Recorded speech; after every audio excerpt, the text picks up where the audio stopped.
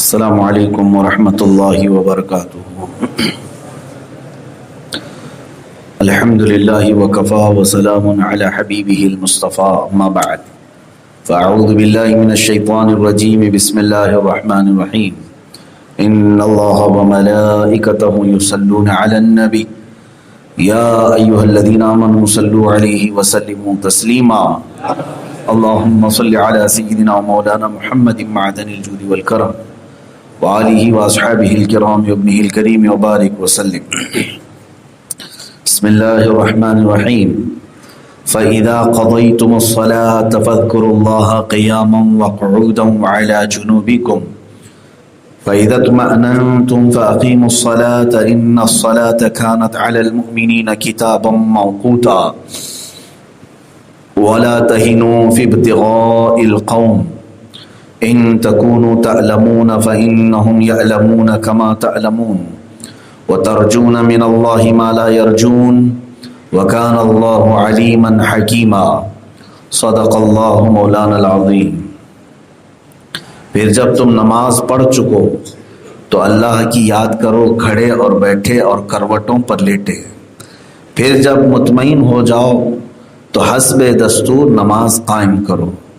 بے شک نماز مسلمانوں پر وقت باندھا ہوا فرض ہے، اور کافروں کی تلاش میں سستی نہ کرو۔ اگر تمہیں دکھ پہنچتا ہے تو انہیں بھی دکھ پہنچتا ہے جیسا تمہیں پہنچتا ہے، اور تم اللہ سے وہ امید رکھتے ہو جو وہ نہیں رکھتے، اور اللہ جاننے والا حکمت والا ہے۔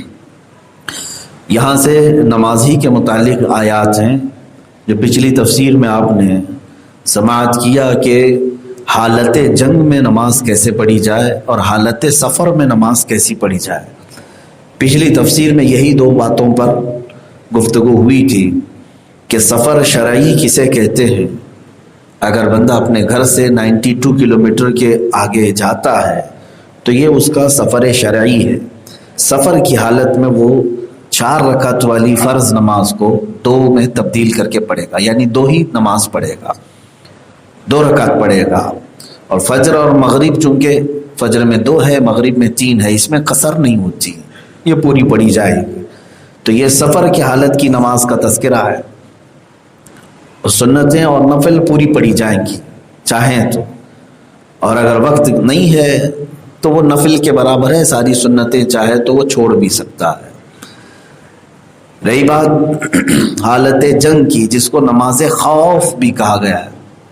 نماز خوف، جب مد مقابل سامنے کھڑے ہو جائیں حملہ کرنے کے لیے، اس وقت فوج کو 2 حصوں میں تقسیم کر کے ایک حصہ 1 رکعت نماز پڑھے گا، پھر وہ واپس آئیں گے، پھر یہ جائیں گے 1 رکعت نماز پڑھیں گے، پھر واپس آئیں گے، پھر پہلے والے جا کر اپنی دوسری رکعت کمپلیٹ کریں گے، وہ آئیں گے، پھر دوسرے والے جا کر اپنی دوسری رکعت کمپلیٹ کریں گے۔ یہ نماز خوف کا طریقہ ہے حالت جنگ میں۔ اس کا تذکرہ ہو گیا۔ اس کے بعد اب رب تبارک و تعالیٰ ارشاد فرماتا ہے کہ جب تم نماز مکمل کر لو تو پھر اللہ کا ذکر کرو، کھڑے ہو کر، بیٹھ کر یا کروٹوں پر لیٹ کر۔ تو یعنی اللہ کے ذکر کے 3 طریقے یہاں پر بتائے گئے، یا تو کھڑے ہو کر کے تم اللہ کا ذکر کرو، یا بیٹھ کر کے کرو، یا لیٹ کر کے کرو، لیکن ذکر کا حکم ہے، فَاذْكُرُوا اللَّهَ، اللہ کا ذکر کرو، اللہ کی یاد میں۔ اب ذکر کئی طریقے کا ہے۔ بندہ اللہ کو یاد کر لے اس کے اسماء حسنہ سے، اس کے صفاتی نام سے۔ ذکر کہتے ہیں یاد کرنے کو، تو اللہ کو جس انداز میں بھی وہ یاد کرے گا وہ ذکر ہی کہلائے گا۔ ذکر کی جو قسمیں ہیں، ذکر بالجوارح ہے، ذکر باللسان ہے، ذکر بالقلب ہے، 3 ہیں۔ ذکر باللسان جیسے زبان سے آپ کا کہنا اللہ اللہ، سبحان اللہ، الحمدللہ، اللہ اکبر، یا حی یا قیوم یا لطیف، یہ سب ذکر زبانی ہے، اس کو ذکر باللسان کہتے ہیں۔ اور ذکر بالجوارح، جوارح کا مطلب ہوا ہاتھ پیر سارے اعضاء سے ذکر کرنا۔ وہ کیسے کہ آپ نے اگر کوئی نیک کام کیا اللہ کی رضا کے لیے تو یہ ہاتھ کا ذکر ہے، اللہ کی گھر کی طرف چلے، مسجد کی طرف نیت کر کے اللہ کو راضی کرنے کے لیے، تو پیروں کا ذکر ہے، یہ پیروں کا ذکر ہے۔ کان سے آپ نے قرآن کی تلاوت سنی، اللہ کے نام سنے، تو یہ کانوں کا ذکر ہے۔ آنکھ سے آپ نے اچھی چیز دیکھی اللہ کی رضا کے لیے، وہ آنکھوں کا ذکر ہے۔ یہ کہتے ہیں ذکر بالجوارح، جس میں زبان کا چلنا ضروری نہیں، اعضاء جو بھی نیک کام کریں گے یہ بھی ذکر ہی کہلائے گا، اللہ کا ذکر میں مشغول ہے بندہ۔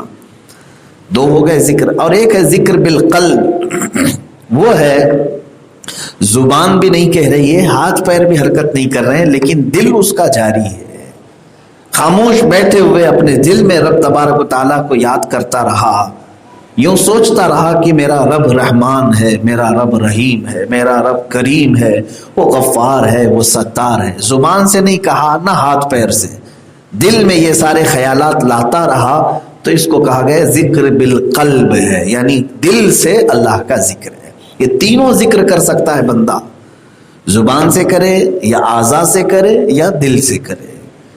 اب کرنے کے جو طریقے ہیں یہ تو ہو گئے کہاں سے کرے، اور یہ ہے کیسے کرے۔ اس کے لیے اللہ فرماتا ہے یا تو کھڑے ہو کے کرو، کھڑے نہیں ہونا ہے، بیٹھنا ہے تو بیٹھ کر کے کرو، بیٹھ نہیں سکتے تو لیٹ کر کے کرو۔ یہ تینوں حالتیں ہیں انسان کی، یہ تین حالتیں ہیں انسان کی۔ ان میں اللہ تبارک و تعالیٰ نے فرمایا قیاماً وقعوداً وعلی جنوبکم، کھڑے ہو کر، بیٹھ کر، یا کروٹوں پر لیٹ کر۔ بعض لوگ اس کی مخالفت کرتے ہیں، ذکر پاک جیسے صوفیہ اکرام کے طریقے ہیں الگ الگ ذکر کرنے کے۔ سعودی عرب میں وہاں کے جو جماعت اہل حدیث کے مولوی حضرات ہیں وہ اس طرح کے ذکر کو منع کرتے ہیں، جو کھڑے ہو کر کے اجتماعی طور پر کوئی کرے۔ اہل حدیث سلفی کہتے ہیں اس طرح کا ذکر نہیں کرنا ہے، کھڑے ہو کر کے ذکر، اس کے وہ مخالف ہیں۔ اچھا، بیٹھ کر کے بھی اگر اجتماعی طور پر ذکر کرتے ہیں تو اس کے بھی وہ مخالف ہیں۔ ان کا کہنا ہے کہ بس اکیلا آدمی کہیں پر بھی ذکر کرے، لیکن قرآن کے اعتبار سے اللہ تبارک و تعالیٰ نے یہ تینوں حالتیں بتائی۔ تم کھڑے ہو کر کے بھی کر سکتے ہو، بیٹھ کر کے بھی کر سکتے ہو، سو کے بھی کر سکتے ہو۔ اسی سے یہ بات بھی سمجھ میں آتی ہے، رسول پاک صلی اللہ تعالیٰ علیہ وسلم کی بارگاہ میں سلام پیش کرنا، سلام جب پیش کرتا ہے تو کیا کہتا ہے معلوم ہے؟ حضور صلی اللہ تعالیٰ علیہ وسلم پر جو سلام پیش کیا جاتا ہے وہ در حقیقت اللہ کی بارگاہ میں دعا کرنا ہے۔ ہم دعا کرتے، درود پڑھیں آپ، درود میں کیا ہے؟ اللہم صلی علی سیدنا محمد، اے اللہ ہمارے آقا محمد صلی اللہ علیہ وسلم پر رحمت نازل کر، درود بھیج۔ ہم تو یہ کیا کر رہے ہیں؟ دعا کر رہے ہیں۔ حضور پر جو درود ہے نا وہ در حقیقت دعا ہے اللہ سے، ہم اللہ سے کہہ رہے ہیں کہ اے اللہ تو رحمت نازل فرما۔ الدعاء هو الذکر، اور فرمایا گیا دعا ہی یہ ذکر ہے۔ اس کا مطلب ہوا درود پڑھنا بھی کیا ہوا؟ ذکر ہے۔ درود بھی کیا ہے؟ ذکر ہے۔ اب اس درود پڑھنے کا کوئی سسٹم ہوگا؟ جو لوگ یہ کہتے ہیں کہ تم لوگ نماز کے بعد کھڑے ہو کر مدینے کی طرف منہ کر کے کیوں درود پڑھتے ہو، سلام پڑھتے ہو، ان کے لیے قرآن کی یہ آیت کافی ہے۔ اللہ نے فرمایا نماز مکمل ہو جائے تو کھڑے ہو کر کے ذکر کرو، یا بیٹھ کر کے کرو، یا لیٹ کر کے کرو، جس کی جیسی طاقت ہے ویسے کرے۔ ہمیں کھڑے ہونے میں ادب زیادہ لگتا ہے، کھڑے ہو کر کے ادب کرتے ہیں۔ جس کو بیٹھ کر کے کرنا ہے وہ بے ادب نہیں ہے، وہ اس کی اپنی استطاعت کے مطابق۔ تو بہرحال حضور اکرم صلی اللہ تعالیٰ علیہ وسلم کی بارگاہ میں درود بھیجنا یہ بھی ایک طرح کا ذکر ہے، ذکر ہے۔ الدعاء هو الذکر، دعا کرنا بھی کیا ہے؟ ذکر ہے، اللہ کو یاد کرنا ہے۔ اب یہاں پر ایک اور مسئلہ میں آپ کو بتا دوں، اللہ کے ذکر میں کیا کیا ہے۔ دیکھیں بعض لوگ اب یہ سوال کریں گے آپ سے، حضور پاک صلی اللہ تعالیٰ علیہ وسلم کی نماز تو نماز ہے، فرض نماز ہو گئی، چلے جاؤ بس کافی ہے۔ بعض لوگ یہی کہتے ہیں تم لوگ نماز پڑھتے ہو، پھر تسبیح پڑھتے ہو، پھر دعا پڑھتے ہو، پھر الگ الگ وظیفے کرتے ہو، یہ سب کہاں سے؟ یہ سب بدعتیں ہیں جو تم نے اپنے طریقے سے شروع کیا ہے۔ بعض لوگ اس کو یہی کہتے ہیں بدعت ہے. قرآن کے حکم پر عمل کرنے کو بدعت نہیں کہا جاتا. اب اس آیت کا کیا مطلب ہے میں صاف صاف ترجمہ کر رہا ہوں, آپ خود بتائیں. فَإِذَا قَضَيْتُمُ الصَّلَاةَ, جب تم اپنی نماز مکمل کر چکے, جب تم نماز پڑھ چکو, فَاذْكُرُوا اللَّهَ قِيَامًا وَقُعُودًا وَعَلَى جُنُوبِكُمْ, اللہ فرما رہے تو پھر اللہ کا ذکر کرو کھڑے ہو کر, بیٹھ کر یا لیٹ کر. جب نماز کمپلیٹ ہو جائے, نماز مکمل ہو جائے, تب قرآن کہہ رہا ہے کہ اللہ کا ذکر کرو.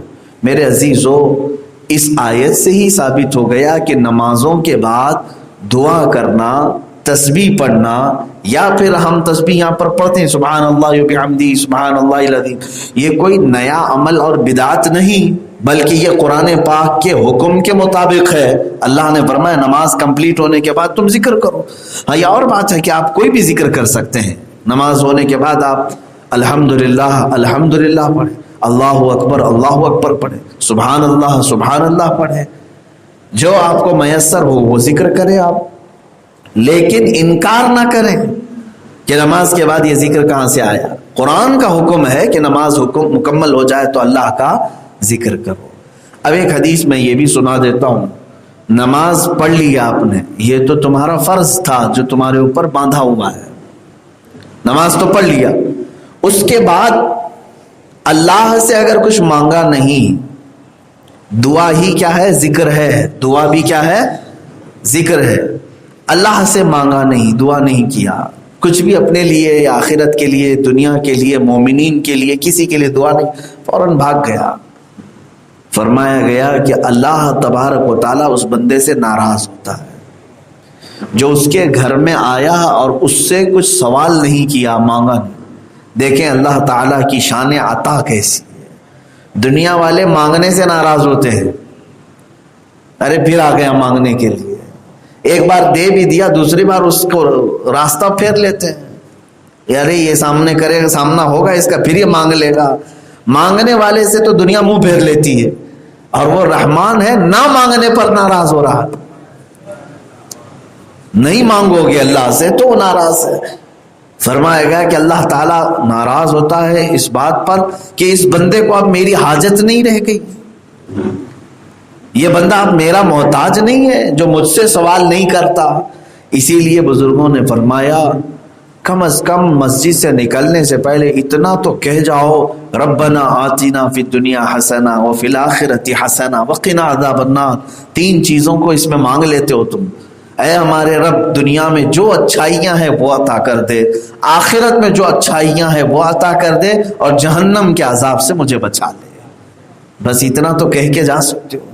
یہ تمہارا سوال ہے اللہ کی بارگاہ میں, اور اسی کو ذکر کہا گیا ہے. یہ کیا ہے؟ الدعاء هو الذکر, دعا ہی ذکر ہے. بہرحال اب یہاں پر اللہ تبارک و تعالیٰ نے فرمایا پھر جب تم مطمئن ہو جاؤ تو نماز قائم کرو. بے شک نماز مومنین پر وقت باندھا ہوا فرض ہے. وقت باندھا ہوا فرض یہاں پر کیوں کہا گیا؟ وقت باندھا ہوا فرض ہے, اس کا مطلب ہے کہ ایسا نہیں ہے کہ تمہارے اوپر 5 نمازیں فرض کیا ہے اللہ نے, 1 گھنٹے میں پوری 5 نمازیں پڑھ کے چلے گئے اور پھر پورا دن چھٹی ہو گئی. ایسا تو نہیں, بلکہ ہر نماز کا ایک وقت متعین ہے, اسی وقت میں وہ نماز پڑھو گے تو ادا ہوگی. آپ ایسا تو نہیں کرتے نا, دن بھر کا کھانا صبح کھا کر کے نکل جاتے ہو, ناشتہ بھی, دوپہر کا بھی, رات کا بھی, اور اگر لمبا جانا ہے تو کل کا بھی کھا کے نکل گئے. ایسا تو نہیں ہے. اپنے اپنے اوقات پر جب آپ کی ضرورت ہے اسی اعتبار سے آپ کھاتے ہیں. ایسا بھی تو آپ زندگی میں نہیں کرتے, آگے میرا 4 دن کا سفر ہے, آج ہی پورا سو لیتا ہوں, باقی 3 دن جاگوں گا. سو بھی لوگے تو پھر بھی اپنے وقت پر نیند آنی ہے. تو انسان کی زندگی کو دستوراً اس طرح سے بنایا گیا ہے کہ وہ اپنے اپنے اوقات پر ہی ان چیزوں کا تقاضا کرتی ہے, بلا تشبیہ و بلا تمثیل. نماز اللہ تبارک و تعالیٰ کی طرف سے باندھے ہوئے وقت پر فرض ہے, جب وہ وقت آئے گا تبھی فرض ہے.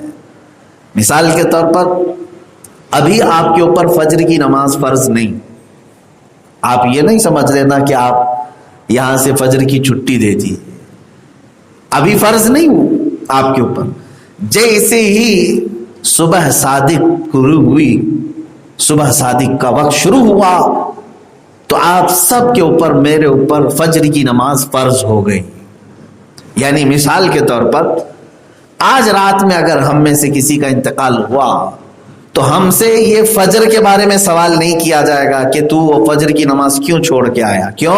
اس لیے کہ وہ ابھی ہمارے اوپر فرض ہوئی نہیں۔ وقت جیسے ہی داخل ہوگا نماز فرض ہو جائے گی۔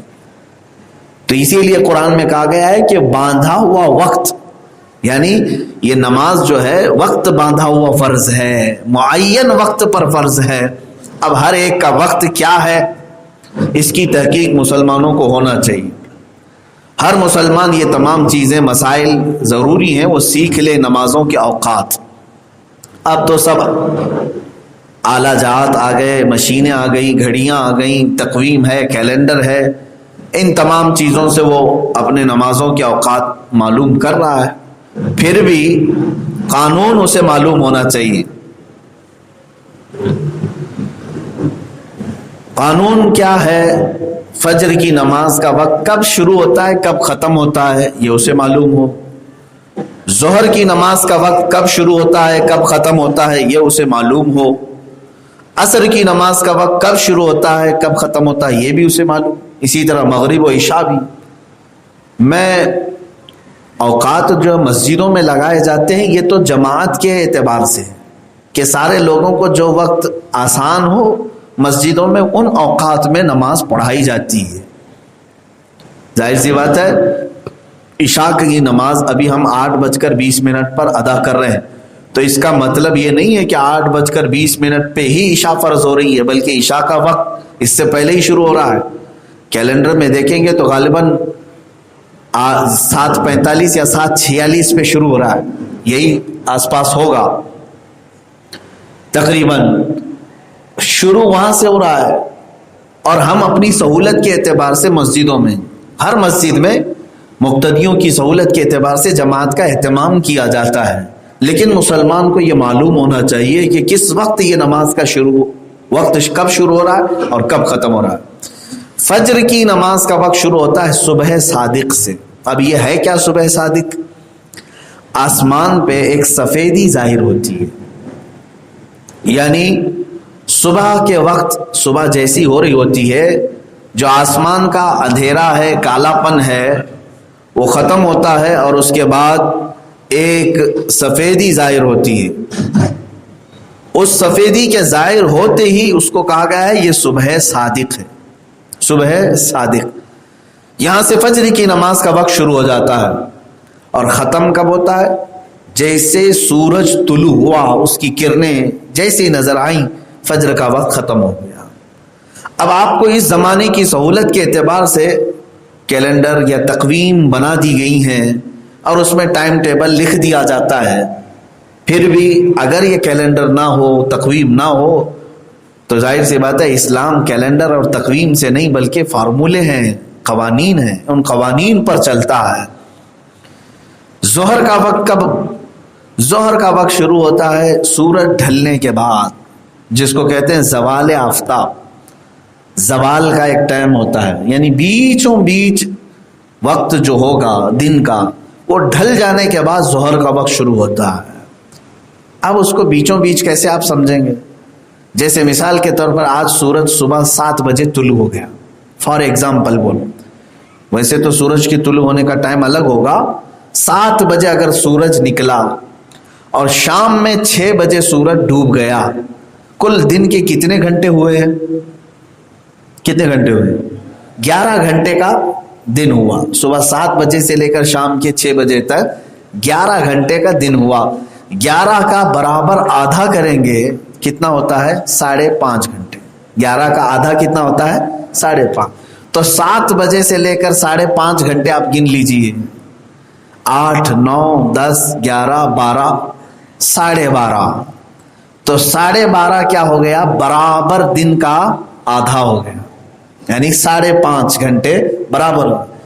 تو دن کا جو بالکل نصف ہے، آدھا ہے، یہاں سے زوال شروع ہوتا ہے۔ یہ کیا کہتے ہیں اس کو؟ سورج ڈھلنے کا وقت۔ بالکل نصف النہار یعنی بالکل سورج درمیان میں آ گیا، دن کا برابر آدھا، مڈ ڈے جس کو کہتے ہیں۔ اب یہاں زوال شروع ہوا، زوال کے اوقات الگ الگ معین ہیں، کبھی وہ 20 منٹ کا، کبھی اس سے آگے پیچھے کا، کم کا۔ یہ وقت جیسے ہی ختم ہوا تو فوراً ظہر کا وقت شروع ہو جاتا ہے۔ ظہر کا وقت کب تک رہتا ہے؟ ظاہر سی بات ہے آپ تو یہی کہیں گے عصر شروع ہونے سے پہلے، عصر شروع ہونے سے پہلے۔ عصر شروع کب ہوتی ہے تب پھر جواب دینا پڑے گا۔ اس کا ایک طریقہ ہے کہ سورج کی دھوپ میں آپ اگر کوئی ایک لکڑی یا چھوٹی سی کاڑی رکھیں اور اس کا سایہ دیکھیں کتنا پڑ رہا ہے۔ 4 انچ کی ایک لکڑی لیا آپ نے، 6 انچ کی لیا آپ نے، کوئی بھی لے لیں، 4 انچ کی ہو یا 6 انچ کی ہو، جتنی بھی لے لیں۔ جب زمین پر آپ نے اس کو رکھا تو اس کا سایہ دیکھا کتنا ہو رہا ہے۔ سایہ اس کا اگر اس کے برابر ہے، بالکل برابر، یعنی آپ جہاں تک اس کا سایہ جا رہا ہے مارک کر کے رکھ لیں، پھر لکڑی سے آپ اس کو ناپ لیں، یہ کتنا سایہ ہو گیا ہے۔ 4 انچ کا سایہ اگر 8 انچ ہو گیا ہے، 4 انچ کا سایہ اگر 12 انچ ہو گیا ہے، یہ دیکھنا ہے آپ۔ تو اب یہاں اختلاف ہے امام شافعی کا اور ہمارے امام اعظم ابو حنیفہ کا۔ اس کا اصلی سایہ تو 4 انچ کا رہے گا۔ اصلی سایہ کتنا ہے؟ 4 انچ کی لکڑی کا سایہ اصلی 4 انچ۔ اس کو چھوڑ کر کے، یا اصلی سایہ کو چھوڑ کر کے اگر اور 4 انچ ہو گیا، یعنی کل ٹوٹل کتنا ہو گیا سایہ؟ 8 انچ کا ہو گیا، تو امام شافعی کے نزدیک وہاں سے عصر کی نماز شروع ہو گئی۔ اور امام اعظم کے نزدیک 12 انچ کا ہو جائے، یعنی سائے اصلی کو چھوڑ کر کے 2 سائے اور ہو جائیں، ڈبل ہو جائے، تب پھر کیا ہوگا؟ ہمارے نزدیک عصر کا وقت شروع ہوا۔ اسی لیے آپ دیکھیں شافعی عصر جلدی ہو جاتی ہے، حنفی عصر تھوڑی تاخیر سے ہوتی ہے، لیٹ ہوتی ہے۔ یہ اماموں کے درمیان حدیث پاک کو ہی لے کر کے، کیونکہ حدیث پاک میں ہے سائے اصلی کے علاوہ 2 سائے ہو جائیں، ہر چیز کا سایہ جب 2 ہو جائے تو عصر کا وقت شروع ہوگا، حدیث میں ہے ہر چیز کا سایہ جب 2 ہو جائے، ڈبل ہو جائے، تو امام اعظم نے فرمایا وہ اس کا اصلی چھوڑ کے 2 ہو، امام شافعی نے فرمایا نہیں اس کا اصلی ملا کے 2 ہو۔ تو یہاں پر دونوں امام اپنے اپنے اجتہاد پر صحیح ہے، شافعی اس پر عمل کرے، حنفی اس پر عمل کرے۔ بہرحال کب تک رہتا ہے عصر کا وقت؟ سورج ڈوبنے تک رہتا ہے، مغرب کے وقت تک عصر کا وقت رہتا ہے، یعنی سورج ڈوبنے میں ابھی 4 منٹ باقی ہیں، 5 منٹ باقی ہیں، تب بھی تمہاری عصر اگر باقی ہے تو پڑھ لو، نماز آپ کی ہو جائے گی، ادا نماز ہوگی۔ جان بوجھ کر کے تاخیر کرنا گناہ ہے، کسی بھی نماز مکروہ ہے، لیکن ٹائم ہے آپ کے پاس، سورج ڈوبنے سے پہلے 2 منٹ بھی باقی ہیں، عصر پڑھ سکتے ہو، پڑھ لو، اس وقت تک آپ کے لیے عصر کا وقت باقی ہے جب تک سورج ڈوب نہ جائے۔ اور جیسے ہی سورج ڈوبا مغرب کا وقت شروع ہوا۔ مغرب کا وقت فوراً سورج ڈوبنے کے بعد سے شروع ہوتا ہے۔ اب یہ کب تک رہتا ہے؟ عشاء کا وقت آنے تک رہتا ہے۔ عشاء کا وقت کیسے آتا ہے؟ اس کے لیے بھی آسمان دیکھنا پڑتا ہے۔ جب آسمان میں سورج ڈوبنے کے بعد 2 طرح کے اجالے آتے ہیں، ایک لال سورج کی سرخی، لال پن رہتا ہے آسمان میں، یا یلو پن، پیلا پن رہتا ہے، یہ جب ڈوب جائے اس کو شفق احمر کہتے ہیں، لال سرخی یہ ختم ہو جائے، اور اس کے بعد پھر سفیدی آتی ہے آسمان پر، وہ بھی تھوڑی دیر تک رہتی ہے، سفیدی بھی ختم ہو گئی، اجالا پن بھی ختم ہو گیا، تب عشاء کا وقت شروع ہوتا ہے۔ اب یہ ٹائم موسم کے اعتبار سے الگ الگ ہے، ٹھنڈیوں میں الگ، گرمیوں میں الگ، بارش میں الگ ہوتا ہے، اسی لیے تقویم میں الگ الگ ٹائم لکھے جاتے ہیں۔ زیادہ سے زیادہ مغرب کا وقت 1.5 گھنٹہ ہوتا ہے، 1 گھنٹہ 35 منٹ، 1 گھنٹہ 40 منٹ تک، اور کم سے کم اس کی مقدار ہے۔ اب یہ مسائل شرعیہ ہے، کبھی اگر مسائل کی بات آئے گی تو انشاءاللہ العزیز اس کو عرض کریں گے۔ یہ تفسیر کے حوالے سے آیت نمازوں کے اوقات کے بارے میں آئی، اس لیے میں نے یہ عرض کیا ہے۔ عشاء کا وقت وہاں سے شروع ہوتا ہے۔ یہاں پر بھی ہمارے امام اعظم ابو حنیفہ اور امام شافعی رحمۃ اللہ علیہ کا اختلاف ہے۔ باقی سب نمازوں میں نہیں. ظہر کے معاملے میں ہے, عصر کے معاملے میں ہے, مغرب کے معاملے میں, اور عشاء کے بھی سمجھ لیں. فجر کا سب کا اتفاق ہے. فجر صبح صادق کو شروع ہوگی, سورج نکلنے کے بعد, سورج نکلنے سے پہلے ختم ہو جائے. ظہر کے شروع ہونے کے بارے میں کسی کا اختلاف نہیں. زوال کے بعد شروع ہو جائے گا, امام شافعی کے نزدیک بھی, ہمارے نزدیک. ختم کب ہوگا اس میں اختلاف ہے. ہمارے نزدیک ہر شے کا سایہ اس کے اصلی سایہ کو چھوڑ کر ڈبل ہو جائے. شاید وہ 4:30 بج جاتے ہیں, 4:45 بج جاتے ہیں. اور امام شافعی کے نزدیک ہر چیز کا سایہ اس کے ڈبل ہو جائے, سایہ اصلی کو ملا کے. ان کا ظہر کا وقت ختم ہوا, عصر شروع. عصر کے وقت کے شروع ہونے میں اختلاف ہے, لیکن ختم ہونے میں اختلاف نہیں. سورج ڈوبا تو امام شافعی کے نزدیک بھی عصر کا وقت ختم ہو گیا, امام اعظم کے نزدیک بھی عصر کا وقت ختم ہو. مغرب کے شروع ہونے میں بھی کسی کا اختلاف نہیں. سورج ڈوبنے کے فوراً بعد مغرب سب کے نزدیک شروع ہو گئی, چاروں اماموں کے نزدیک. لیکن مغرب ختم کب ہوتی ہے اس پہ اختلاف. یہ جو لال پن رہے گا آسمان کے اندر, اس کو شفق احمر کہتے ہیں, یہ غائب ہو گیا تو امام شافعی کے نزدیک مغرب کا وقت ختم ہو گیا. ان کے ہاں مغرب کا وقت بہت شارٹ ہوتا ہے, بہت شارٹ ہے. آدھا گھنٹہ ہوگا, آدھا گھنٹہ, پونا گھنٹہ بھی نہیں ہوگا. شفق احمر غائب ہو گئی.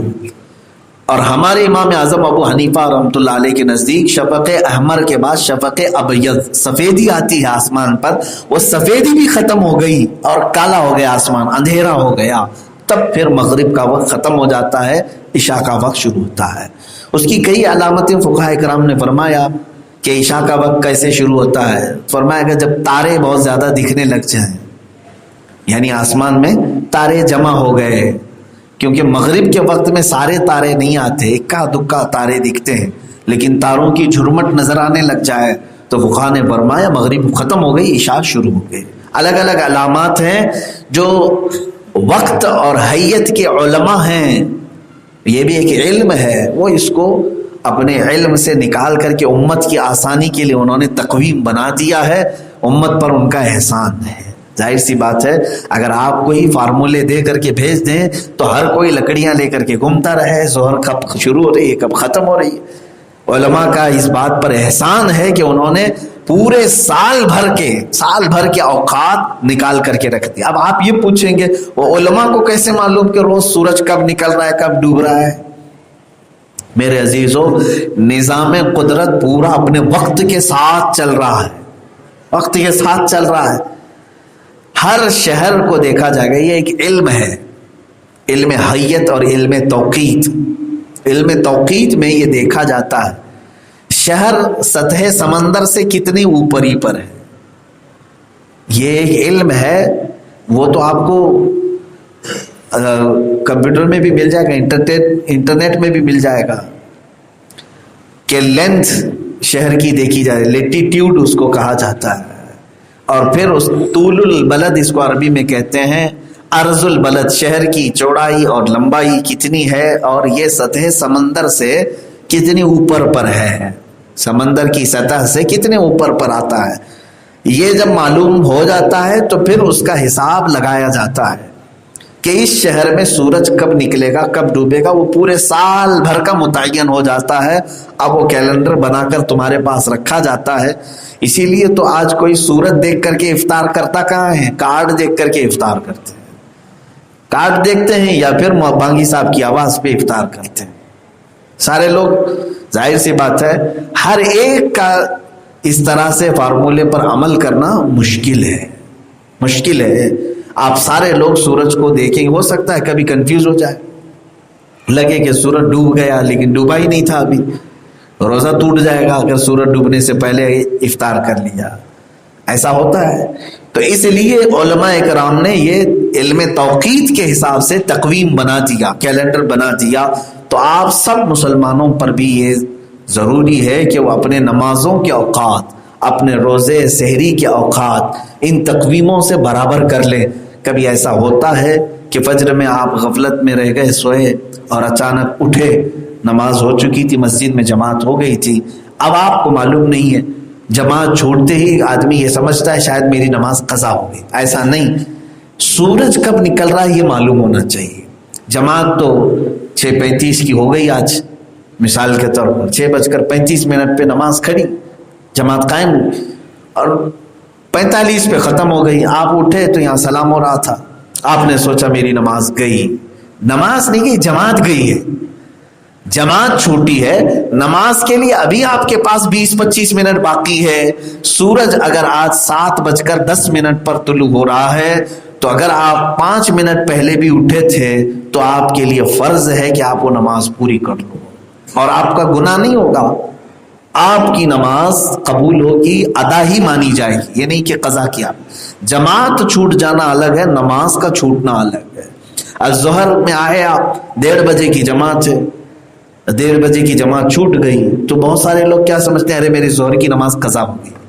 قضا نہیں, 4 بجے تک ٹائم چل رہا ہے, کبھی بھی آپ نے اس دوران نماز پڑھ لیا تو آپ کی نماز ادا ہی مانی جائے, ادا ہی مانی جائے. ہاں جماعت چھوٹنے کا اگر خوف ہے, ڈر ہے, جیسے گناہ ہے جماعت کو جان بوجھ کر کے چھوڑنا, اس کے لیے طریقہ یہ ہے, ایک آدمی بھی اگر تمہارے ساتھ مل گیا تو جماعت قائم کر لو, جماعت قائم کر لو. جو مسجد کی جماعت کا ثواب ہے وہ ایک آدمی کے ساتھ جماعت کی نماز پڑھو گے وہی ثواب آپ کو بھی ملے گا. جماعت چھوڑنے کے گناہ سے بچ جاؤ گے. لیکن حالات ایسے ہیں, لوگ الگ سے اپنی جماعت سے نماز پڑھنے کو یہاں عیب سمجھتے ہیں, حالانکہ یہ عیب نہیں ہونا چاہیے, عیب نہیں ہونا چاہیے. آپ اگر ایک آدمی, ایک مسلمان بھی آپ کے ساتھ ہے تو اس کے ساتھ کھڑے ہو جائیں, بغل میں کھڑے ہو کر کے اپنی جماعت کے ساتھ نماز ادا کر لیں. یہ احکام ہو گئے نماز کے. اللہ تبارک و تعالیٰ نے آگے ارشاد فرمایا کہ بے شک نماز مومنین پر باندھا ہوا, وقت باندھا ہوا فرض ہے. اس میں سے اگر کسی نے کوتاہی کی, کاہلی کی تو پھر اس کی سخت پکڑ ہے. سورہ مدثر کی آیت ہے. سورہ مدثر میں اللہ تعالیٰ فرماتا ہے کہ عن المجرمین یتساءلون عن المجرمین ما سلککم فی سقر. مجرمین جو دوزخ میں اوندھے منہ گرائے جا رہے ہیں, ان سے پوچھا جائے گا کیوں آئے تم جہنم میں. میجورٹی دوزخ میں جانے والوں کی, اور سارے لوگ, ان سے پوچھا جائے, وہ آپس میں پوچھ رہے ہوں گے میاں تم کیوں آئے, تم کیوں آئے. جیل میں جانے کے بعد ایک دوسرے مجرم پوچھتے ہیں کہ تو نے کیا کیا تھا وہاں پہ جیل میں اندر آیا. دوزخ میں ایک دوسرے کو پوچھ رہے ہوں کیوں آئے, تم کیوں آئے. اس کا جواب رب تعالیٰ فرماتے ہیں قالوا لم نک من المصلین. ان میں سے اکثر یہی کہیں گے ہم نماز نہیں پڑھتے تھے, نماز نہیں پڑھتے تھے. دوزخ میں جانے والوں کی اکثر تعداد بے نمازیوں کی ہوگی. بے نمازی جو ہے دوزخ میں جائے گا. میرے عزیزو, اس کو ہلکے میں نہیں لینا. سلطان باہو رحمۃ اللہ تعالیٰ علیہ نے اس کے متعلق بہت سخت جملے ارشاد فرمائے, بہت سخت جملے ارشاد فرمائے. بلکہ فرمایا گیا کہ جو نماز کو جان بوجھ کے ترک کرتا ہے وہ بت پرستوں کے ساتھ اٹھایا جائے گا. من ترک الصلاۃ متعمدا فقد کفر.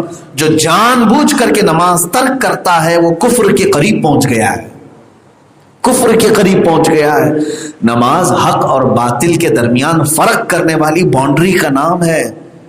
تمہارے اور کافروں کے درمیان فرق کیا چیز ہے؟ تمہاری ٹوپی نہیں, داڑھی نہیں, کرتا جبہ نہیں. فرمایا گیا ہے کہ نماز باطل اور حق کے درمیان فرق کرنے والی چیز کا نام ہے, اور جس نے اس کو ڈھا دیا گویا کہ اس نے سب برابر کر دیا.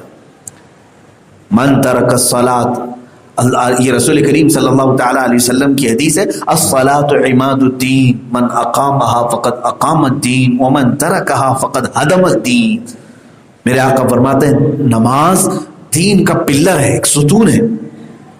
پورا دین جس پر کھڑا ہے اس میں ایک ستون ہے یہ نماز. جس نے نماز قائم کیا وہ اپنا دین قائم کیا ہوا ہے, اور جو نماز ترک کیا اس نے اپنے دین کو ڈھا دیا, گرا دیا. اس نے دین تمہارا گر جائے گا. عزیزان اکرامی اوقات, نمازوں کے معاملات میں جو لوگ بہت ہی سستی برتتے ہیں اور کاہلی برتتے ہیں, سوچتے ہیں پڑھ لیا جائے گا, پڑھ لیا جائے گا. یاد رکھیں دوسرے معاملات بعد میں پوچھے جائیں گے, سب سے پہلے قیامت میں تمہاری نماز کا ہی سوال ہوگا. دوسری چیزیں تو بعد میں آئیں گی, پہلا سوال تمہارے لیے یہ نمازوں کا ہوگا. روز محشر کے جاں گداز بود، اولی پرسش کے نماز بود۔ قیامت کا دن جو جان پگھلا دینے والا ہوگا، سب سے پہلا سوال تمہاری نماز کے بارے میں ہوگا۔ اس سے گئی گزری زندگی کیوں گزارے ہے بندہ، کہ جس زندگی کے بارے میں فرمایا گیا ہے کہ خنزیر سور بھی روزانہ پناہ مانگتا ہے بے نمازی سے، اور شکر کرتا ہے کہ اے اللہ تو نے خنزیر بنایا، نجس العین بنایا، لیکن بے نمازی تو نہیں بنایا، بے نمازی تو نہیں بنایا۔ نماز چھوڑنے والا اس سے بھی زیادہ گیا گزرا آدمی ہے۔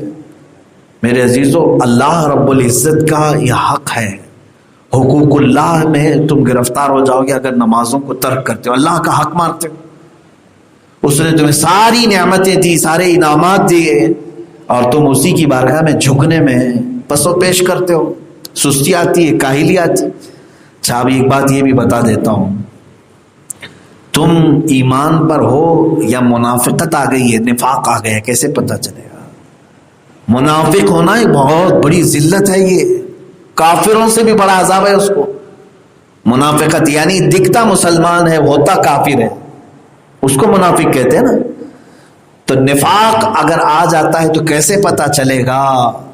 قرآن کی آیت ہے، ان المنافقین یخادعون وهو خادع وَإِذَا قَامُوا إِلَى الصَّلَاةِ قَامُوا كُسَالَىٰ۔ بے شک منافقین اللہ کو دھوکہ دینا چاہتے ہیں، اللہ کو دھوکہ دینا چاہتے ہیں۔ اللہ تبارک و تعالیٰ ان کے لیے خفیہ تدبیر فرماتا ہے، ان کے لیے کافی ہے۔ اور آگے میں قرآن یہ کہتا ہے، بے شک منافقین جب نماز کے لیے کھڑے ہوتے ہیں تو سستی اور کاہلی سے کھڑے ہوتے ہیں۔ سستی اور کاہلی سے جو نماز پڑھتا ہے اس کے بارے میں قرآن کہہ رہا ہے اس کے اندر منافقت آ گئی ہے۔ ہاں، نماز تو پڑھ رہا ہے لیکن سستی اور کاہلی سے۔ اور پہلے پارے کی آیت ہے وَإِنَّهَا لَكَبِيرَةٌ إِلَّا عَلَى الْخَاشِعِينَ۔ اللہ سے جو ڈر نہیں رکھتا اس کے لیے نماز بھاری ہو جاتی، اس کے لیے بھاری ہے نماز۔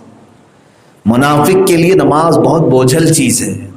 ہاں دیکھا ہے، آپ ٹرائی کر لینا، ایک ایک گھنٹے کا جیم ورک اس کے لیے بھاری نہیں پڑتا، پسینہ پسینہ ہو جاتا ہے، 2 سجدے بھاری ہو جاتے ہیں۔ اس میں کون سی محنت ہے؟ جھکنا ہے اور اٹھنا ہے اللہ کی بارگاہ میں۔ مجھے بتاؤ، کیا لوہا لے کے جھکنا ہے؟ کیا بوریا لے کر کے جھکنا ہے؟ جب تم سجدے میں جا رہے ہو تو تمہارے اوپر 50 کلو کا کوئی لوہا رکھا جاتا ہے؟ کچھ نہیں ہے، لیکن یہ بھاری پڑ جاتا ہے۔ کیوں؟ قرآن نے کہا یہ بھاری ہے، کبیرتن انہا لکبیرت، بے شک نماز ضرور بھاری ہے اس پر جو اللہ کا ڈر نہیں رکھتا۔ اللہ کا جو ڈر نہیں رکھتا اس پر یہ نماز بھاری ہے۔ جو بے خوف ہوتا ہے وہ کون ہوتا ہے؟ کہا گیا وہ منافق ہے، اللہ سے نہیں ڈرنے والا منافق ہے۔ اب میرے عزیزو، نماز کے متعلق جو لوگ اس طرح کی حرکتیں کرتے ہیں وہ باز آ جائیں۔ دنیاوی بہت ساری مصیبتیں جھیلتے ہیں، طاقت کی، قوت کی، سب چیزیں۔ دیکھیں 10-10 گھنٹے لوگ گاڑیوں میں بیٹھ کر کے ڈرائیونگ کرتے ہیں، کیا ایک کٹھن کام نہیں ہے؟ مزدور تھیلے اٹھاتے ہیں، دن کے 8 گھنٹے ڈیوٹی دیتے ہیں، دنیا کے چند پیسوں کے لیے وہ مزدوری کرتے ہیں، پوری بوجھل چیزیں اٹھاتے ہیں۔ عورتیں کئی ایسی ہیں جو 2-3 گھنٹے تک کپڑے دھلتی رہتی ہیں، کمر ٹیڑھی ہو جاتی ہے، کئی لوگ جھاڑو جھاڑتی ہیں۔ اتنی محنت کے کام ہیں یہ۔ ان سارے محنت کے کاموں میں مجھے بتاؤ نماز کیا ان کے برابر کی محنت کا کام ہے؟ بہت سکون والا کام ہے۔ کھڑا ہوتا ہے سکون سے، رکوع کرتا ہے سکون سے، سجدہ کرتا ہے سکون سے، کوئی دقت کی بات نہیں۔ لیکن شیطان اس کو بھاری بنا کے پیش کرتا ہے۔ وہ عورتوں سے پوچھو ذرا، جو دن بھر جھاڑو جھاڑ کر، کپڑے دھو کر، پوچھا مار کر، کھانا پکا کر تھک جاتی ہیں اور روتی رہتی ہیں، بہت کام تھا، بہت کام تھا، اور وہ سب کر جاتی ہیں، بولتی نہیں۔ کرنا تو ہے، بوجھل ہے، پھر بھی کر رہی ہے۔ نماز اتنی آسان ہے لیکن اسے چھوڑے بیٹھے ہیں۔ تم نے اگر کپڑے نہیں دھوئے تھے، گھر میں کچرا نہیں جھاڑا تھا، تو قیامت میں سوال نہیں ہوگا کہ گھر کو تم نے ایسا کیوں رکھا تھا، لیکن نماز چھوڑا تھا، ایک ایک وقت کے بارے میں سوال ہوگا۔ یہ تو بہت آسان بنایا تھا اللہ نے تیرے لیے۔ دین آسان ہے میرے عزیزوں، دین بہت آسان ہے۔ اس آسانی کو چھوڑ کر کے یہ بندہ مصیبت کو لے لیا، لیکن آسانی کو دیکھ ہی نہیں رہا ہے۔ آپ دیکھیں وہ جاگنگ کرنے والوں پر بھی مجھے بڑی وہ ہوتا ہے، تعجب ہوتا ہے۔ میاں کئی ایسے لوگ ہیں بتاتے ہیں کہ ہم 10 کلومیٹر چلتے ہیں دن بھر، صبح جاتے ہیں 10 کلومیٹر، اور مسجد سے گھر جو ہے نا آدھا کلومیٹر بھی نہیں، آدھا کلومیٹر بھی نہیں۔ اللہ کی بارگاہ میں آنے کے لیے تمہیں کون سے کیڑے کاٹ رہے ہیں، کون سی تکلیف آ رہی ہے؟ صبح فجر کے وقت جو لوگ کہتے تھے کہ نیند نہیں کھلتی، ان کو جاگنگ کے لیے، واکنگ کے لیے، سوئمنگ کے لیے، جم کے لیے برابر وقت آنکھیں کھلتی ہیں۔ اپنے جسمانی طاقت کو برقرار رکھنے کے لیے ساری آنکھیں کھلتی ہیں۔ وہی اگر کسی کی جاب لگ گئی، آفس میں 7 بجے جانا ہے، تو اس کی آنکھ تو 6 بجے کھلی ہوئی ہے، وہ نہا بھی رہا ہے، کپڑے بھی دھو رہا ہے، کپڑے پہن بھی رہا ہے، اور گھر والوں کو بھی اٹھایا ہوا ہے، بیوی کو بھی محنت پہ لگایا ہوا ہے، لیکن نماز کے لیے نہیں کر پا رہا۔ تو کیا یہ اللہ کو دھوکہ دینے والی معاملات نہیں ہے جس کو قرآن کہہ رہا ہے ان المنافقین یخادعون اللہ؟ منافق اللہ کو دھوکہ دینا چاہتے ہیں، اللہ کے ساتھ ناانصافی کرنا چاہتے ہیں۔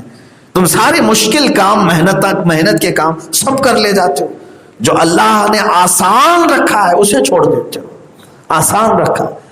اچھا اگر رب تبارک و تعالیٰ حکم فرما دیتا کہ تم دن میں 100 رکعت پڑھو تو کیا کرتے؟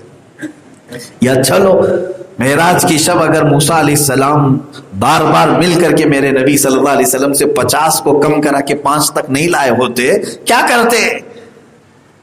50 نمازیں دن میں کس حساب سے ادا کریں گے؟ گھنٹے پر اگر اس کو ڈیوائڈ کرے تو آدھے گھنٹے سے بھی کم میں ایک نماز آ جائے۔ یوں نماز پڑھے، پھر گئے، پھر اذان ہوئی، پھر یوں گئے، پھر اذان ہوئی۔ 24 گھنٹے کی بات کر رہا ہوں، پھر سوتے کب، کھاتے کب، کام کب کرتے؟ 50 وقت کی نمازیں۔ ہاں میرا رب اگر چاہتا تو کرتا، حکم فرما دیتا، کیونکہ ہو سکتا ہے تم یہ سوچ رہے ہو اللہ تعالیٰ چاہتا 50 تو پڑھتا کون، لیکن ساتھ میں اگر وہ یہ بھی قانون لگا دیتا کہ 50 فرض کر رہا ہوں، ایک بھی چھوڑو گے تو تمہارے کان جھڑ جائیں گے، دوسری چھوڑو گے تو ناک جھڑ جائے گی، تیسری چھوڑو گے تو دانت جھڑ جائیں گے، تو پھر سب برابر پابندی سے کرتے۔ ڈر تھا لوگوں کو، سب کرتے، لیکن وہ رحمان ہے، رحیم ہے، اس نے دارالامان میں بھیجا، دارالعمل میں بھیجا، اور یہ فرما کر کے بھیجا لا اکراہ فی الدین، ہم دین میں کوئی زور زبردستی نہیں کرتے۔ فمن شاء فلیؤمن ومن شاء فلیکفر، جسے مومن ہونا ہے مومن بنے، جو کافر بننا چاہے کافر بنے، لیکن ہم آخرت میں ہر چیز کا حساب لیں گے۔ ایمان والے کو بھی اس کے اعمال صالحہ دکھائے جائیں گے، اور کافر کو اور بدبخت کو بھی اسے برے اعمال کا بدلہ چکھنا ہوگا۔ عزیزان گرامی وقار، یہاں پر بے نمازی کے لیے اللہ تبارک تعالیٰ نے فوراً پکڑ نہیں رکھی۔ اس کا مطلب یہ مت سمجھو میں برسوں سے نہیں پڑھ رہا، میرا کچھ بھی نہیں ہو رہا ہے، تم دلیل مت بنانا اس کو۔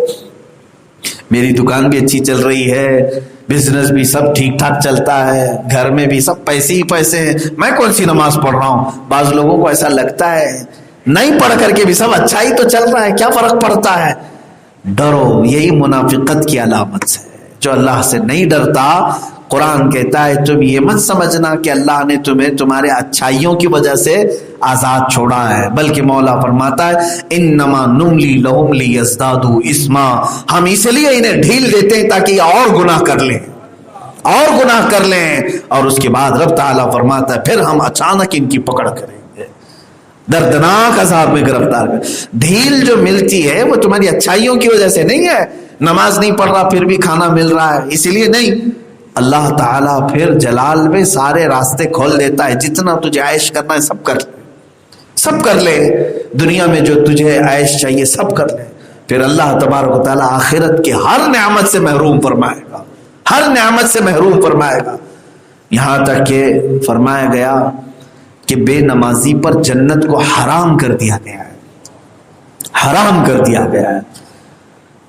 اللہ رب العزت بخشش فرمائے، یہ اس کا فضل ہے، لیکن جو لوگ اپنی پوری نمازیں چھوڑے بیٹھے ہیں وہ پھر جنت کی طلب کیسے کرتے ہیں؟ کیا انہیں شوق نہیں ہے جنت میں جانے کا؟ کیا انہیں ڈر نہیں ہے دوزخ میں جانے سے؟ تو اپنی نمازیں کمپلیٹ کر لو۔ آج اگر صحت و سلامتی باقی ہے تو نمازیں کمپلیٹ کر لو۔ ایک بزرگ نے بہت پیاری مثال دی، وہ ایک اپنے مرید کی دکان میں آئے، بڑی بھیڑ بھاڑ تھی، گراہک لگے ہوئے تھے، فرصت ہی نہیں ملتی تھی اس کو۔ دکان میں گئے، اس نے کہا حضور آئیے تشریف لائے، مرشد آئے تھے، پیر صاحب آئے تھے، کرسی پر بٹھایا اور کام میں مصروف رہا۔ تھوڑی دیر کے بعد وہ دکان میں سے موجود ڈبے جو کچھ بھی تھے اس کو اٹھا اٹھا کے سونگھنے لگے۔ اس دکان کے مالک نے پوچھا حضور آپ یہ کیا کر رہے ہیں؟ تو انہوں نے فرمایا میں یہ دیکھ رہا ہوں کہ کہیں تو اس میں کہیں پخانا تو نہیں کرتا، پیشاب پخانا تو نہیں کرتا، اتنی بھیڑ بھاڑ ہے تیری دکان میں، گراہک تجھے چھوڑ ہی نہیں رہا ہے، میں دیکھ رہا ہوں کہ پیشاب پخانا یہاں کہیں کرتا ہے۔ اس نے کہا حضور پیشاب پخانا کوئی بھلا دکان میں کیسے کرے؟ کہاں کرتا ہے؟ کہا طہارت خانے میں جاتا ہوں۔ پھر ایک تماچا اسے لگایا اور کہا تجھے تیرے پیٹ کی غلاظت نکالنے کے لیے بھاری اوقات میں سے بھی ٹائم ملتا ہے اور تجھے تیرے رحمان کی بارگاہ میں سجدہ کرنے کے لیے وقت نہیں ملتا۔ رب ذوالجلال کے حضور آنے کے لیے کیا تو یہ دنیا کی گہما گہمی روک کر کے نہیں آ سکتا؟ وہ صحابہ تھے میرے عزیزو، لوہے کا کام کرنے والے ایک صحابی، لوہے کو گرم کیا جاتا، تپایا جاتا آگ میں، وہ جب آگ میں تبدیل ہوتا ہے تو لوہے کے ہتھوڑے کو اٹھا کر کے اس کو بینڈ کیا جاتا ہے، شکل بنائی جاتی ہے، لیکن روایات میں ہے لوہا گرم کیا ہے، آگ میں تپایا ہے، ہتھوڑا اٹھایا، ادھر سے اذان کی آواز آئی، ہتھوڑا پیچھے پھینک دیا۔ لوگ کہتے ارے ابھی گرم ہے، ٹھنڈا ہو جائے گا بعد میں کر لیں، وہ کہتے نہیں، اذان کے بعد کیا ہوا کام میرے لیے حلال نہیں ہے۔ وہ ان کا تقویٰ تھا، آپ کے لیے حلال ہے اذان کے بعد کام تو کر سکتے ہو، لیکن نماز چھوڑ کر کے جو کرتا ہے تو پھر وہ اپنے رحمان کے عذاب کو اپنے گھر میں لاتا ہے، اللہ کی ناراضگی۔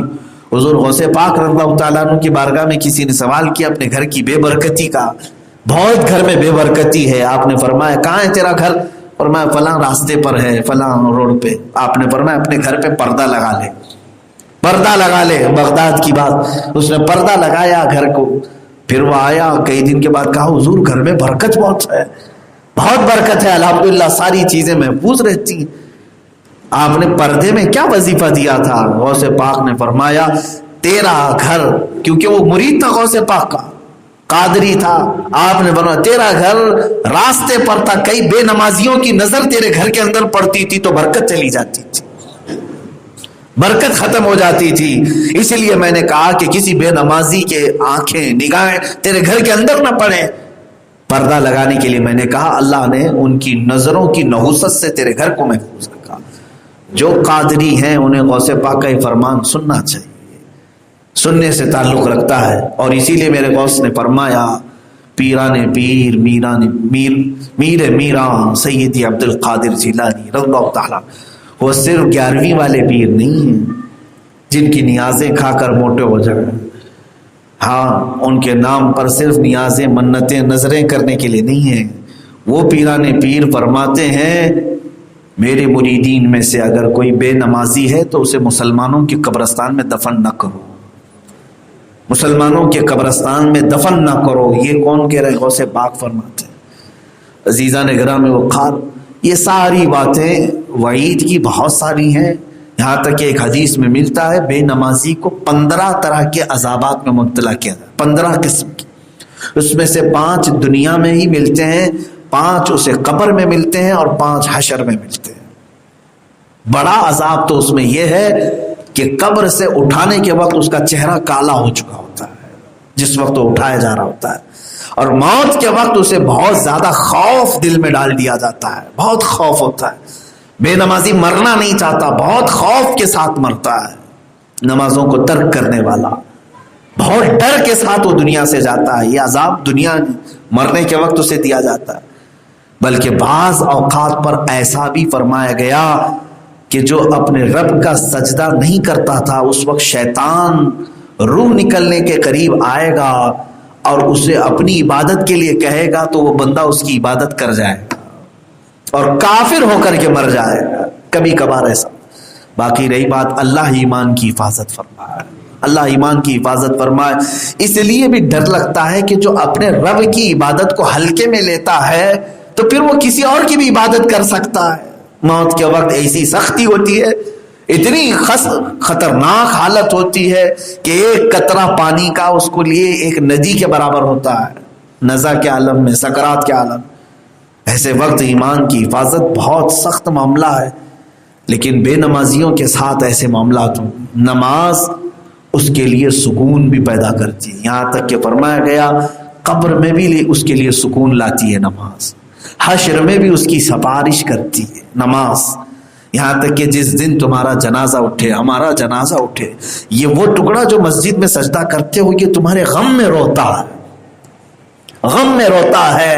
اور یہاں تک کہ مسجد کا وہ مصلی جہاں پر تم سجدے کرتے تھے، اللہ کی بارگاہ میں سفارش کرتا ہے، مولا آج وہ بندہ گیا ہے جس کی پیشانی سے مجھے ٹھنڈک تھی، تیری عبادت کرتا، تیرے سجدے کرتا، مجھے زمین کو ٹھنڈک تھی، مولا میری سفارش پر اس کو تو بخشش فرما دے۔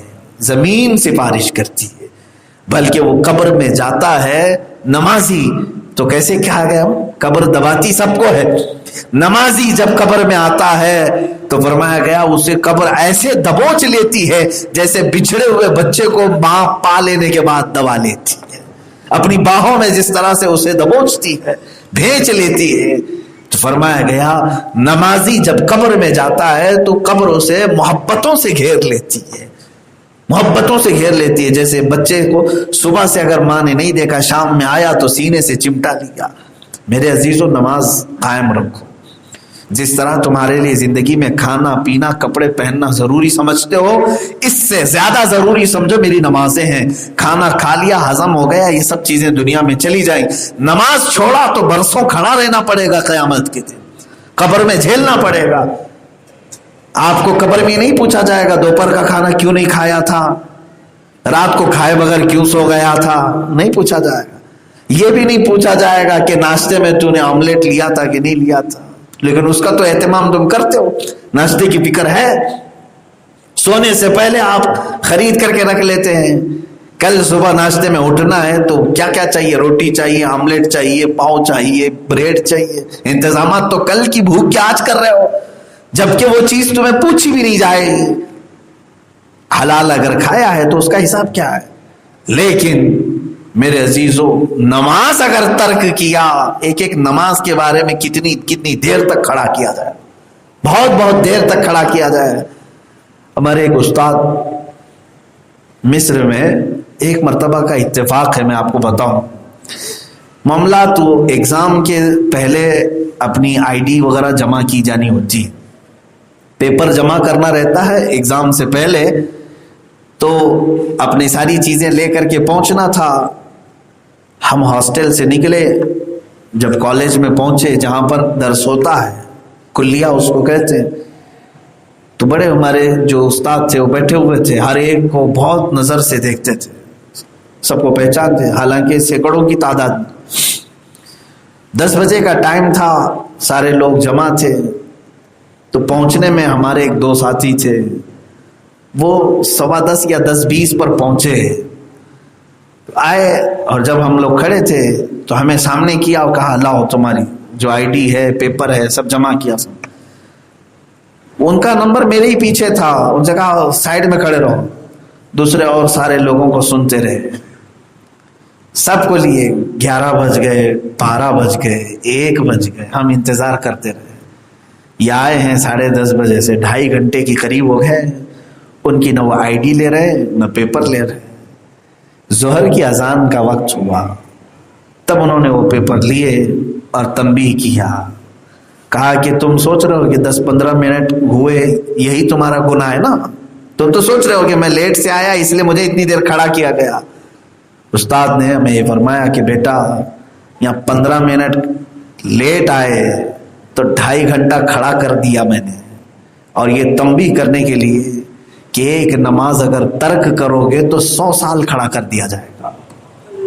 تمہیں 2.5 گھنٹے میں کتنی بے چینی ہوئی، بار بار گھڑی دیکھتے تھے، بار بار بھوک کی شکایت، پیشاب کی شکایت، کیا کیا شکایتیں لے کر کے کھڑے ہوں گے نا۔ اس دن دل کو یہ بہت بات لگی، کہا کہ کچھ ایسی مثالوں سے ہمارے اساتذہ نے سمجھایا بھی تھا۔ میرے عزیزو حقیقت بات ہے، ریئل جب کھڑا ہونا ہے تب آپ کو احساس ہوگا کہ انتظار کسے کہتے ہیں، اگر آپ کو رب تبارک و تعالیٰ کی طرف سے اعلان ہو جائے کہ تیرا حساب ابھی ہوگا ہی نہیں، شروع ہی نہیں ہوگا، ابھی اور کھڑے رہو، اس لیے کہ تمہاری نمازیں بہت ساری باقی ہیں. تم یہ سوچتے تھے نا ابھی تو ٹائم بہت ہے زندگی میں، بعد میں دیکھ لیں گے، کر لیں گے قضا. ٹھیک ہے، کھڑے رہو. 50,000 سال کے برابر کا ایک دن ہے. 1000 سال بھی کھڑا کیا جا سکتا ہے، 10,000 سال بھی کھڑا کیا جا سکتا ہے. اس کے بعد کہا جائے گا اللہ تمہارا حساب دیکھتے. کیا اس سخت موسم میں وہاں پر سورج سوا نیزے پر ہو، زمین پیتل کی ہو، تانبے کی ہو، کھڑے ہونے کی سکت ہے ہمارے اندر، طاقت ہے؟ وہاں بے چینی کا حال اتنا برا ہوگا کہ لوگ پسینے میں ڈوب چکے ہوں. کسی کا پسینہ کمر تک، کوئی گردن تک ڈوبا ہوا ہے. اور گرمی کا حال یہ ہے کہ ان کا بھیجا پک کر کے کانوں سے ابل رہا ہوگا. لیکن موت نہیں آنی ہے، موت نہیں آئے گی. سب طرح کے عذابات جھیل لو. کچھ اہل محشر بدبو سے بھرے ہوئے ہوں گے، ننگے ہوں گے، کچھ کی زبانیں سینوں تک لٹکائی گئی ہوں گی، کسی کی شرمگاہ پر فرشتے مار رہے ہوں گے، داغ رہے ہوں گے. یہ سب چیزیں دیکھتے دیکھتے سینکڑوں سال کھڑے رہ سکو گے.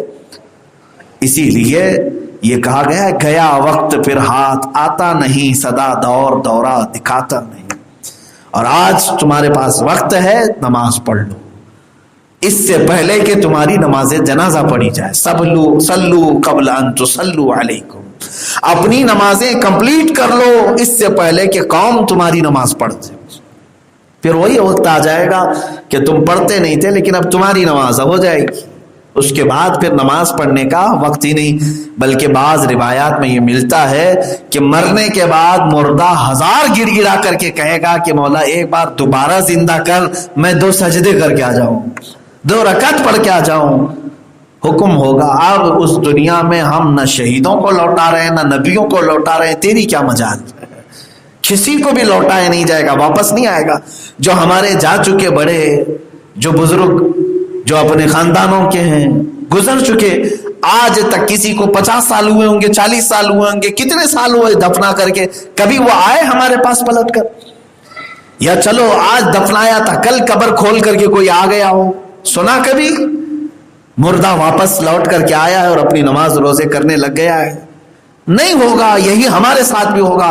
ایک دن تم اندر بند ہو گئے تو پھر نہیں آ سکو، کبھی نہیں. نہ یہ مسجد دیکھ پاؤ گے، نہ یہ مصلے دیکھ پاؤ گے، نہ یہ اوقات تمہیں ملیں گے.